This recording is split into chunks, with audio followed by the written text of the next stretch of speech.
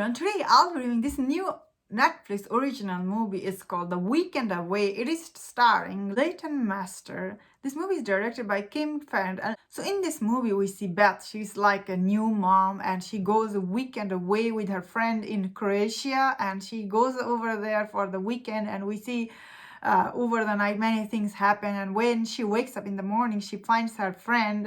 She disappeared from the apartment they were staying in. What do I think about this movie? So before I saw this movie sitting on Rotten Tomatoes score, especially particularly the audience score so low. I was thinking, oh, is this movie this bad? And after watching, I couldn't be agreeing with all these people on Rotten Tomatoes score. That is, yes, this movie is bad. This movie is such a poorly directed, especially the way this movie shot. It feels like someone shot this movie on their phone. It's so badly edited. Obviously, this director, probably she never made any movie or something like that. And mystery around this movie, like what happened to her friend. So that is the one I will say. That the way this movie starts with, like, first half an hour, so I wouldn't say it was so boring, because at first, so it's gonna be spoiler from here on, spoiler warning if you've not seen this movie. I wouldn't say the first half an hour it was totally waste of time, because the first half an hour we don't know what happened to her friend. So we are wondering with her, oh, is she dead or is she still alive? Because although they're trying to put this mystery, she might be alive, but it didn't work. I guess the way this movie was directed, he wasn't able to create any mystery around any character. And the person who killed her friend,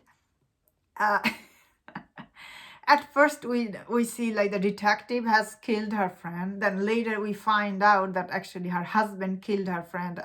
So what do I think about the Kate's killer? At first, the way they presented to me, this inspector might be the killer, I was so pissed off. I was like, how is that make sense? This inspector, he just met her and he decided to kill her right away. It's such a bad writing, honestly. And later on, when we find out actually her husband killed her, and I was like, okay, that makes sense. That I can accept, although you see that coming.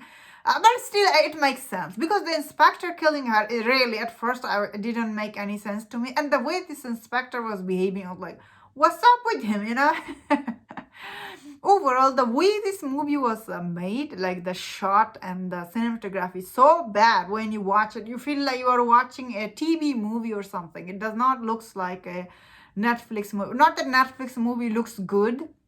Sometimes they do look good. They do feel like, oh, you're watching a good movie or something like that. Most of their movies are not that good.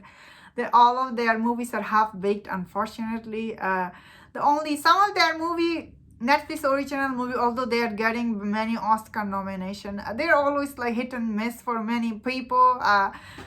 Personally, for me, I was hoping to get a good mystery out of this movie. At first, I was like, I don't mind. This movie looks good as long as it gives me good mystery thriller. Unfortunately, the movie, it's really filed on to give you good mystery around all the character. Although I would say I really like the taxi driver. He was like, even though you like him, this Jane character, still you were like, whoa, why is he helping her? That doesn't make any sense. At first I was thinking he's the criminal. That is what I was thinking. But then again, I was thinking it's so obvious they will not make the taxi driver the killer. So, he wasn't the killer. I will say overall, even the landlord person, the one who was renting the apartment, this guy with the glasses, he's so obvious the creep. The minute you see him, it's like, oh, he's the creep in this movie. Although, why it's not surprising, he was creep. He installed all this camera on everybody's room. Why it's not shocking, I suppose. The way they show him, he looks like a creep. No surprising at all. The husband is the killer. Oh, that was like, oh, okay. That is also obvious. Overall, the mystery part in this movie does not work at all. I really didn't like this movie. I was like, really, it was a waste of my time.